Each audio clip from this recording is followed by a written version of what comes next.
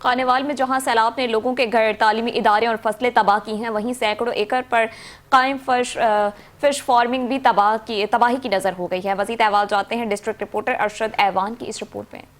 खानेवाल, हवेली, Kuranga, coat इस्लाम, पच्चीपुर, दरखाना, बस्ती शेखुपुरा सैलाब की तबाहकारियों के बायस तालीमी इदारे, लोगों के घर सैलाब की नजर हो गए। जिला इंतजामिया की जानिब से सैलाब में फंसे लोगों को रेस्क्यू किया जा रहा है और ऐलानात किए जा रहे हैं, जबकि सैकड़ों एकड़ जमीन पर कायम फिश फार्मिंग भी सैलाब अपने साथ बहाकर ले गया। यहाँ पर हमारे फ्रेश के फार्म बने हुए थे, वो भी चले गए हैं और हमारे माल का भी बड़ा नुकसान हुआ है। हमारे कमरे थे वो बने हुए थे, वो भी चले गए हैं और हमने नकल मकानी की हुई है।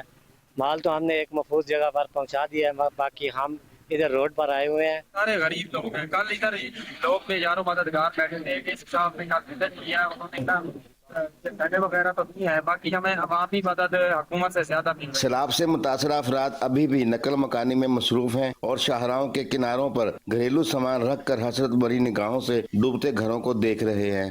सैलाब की तबाहकारियां मुतासरा अफराद के लिए किसी क़यामत से कम नहीं।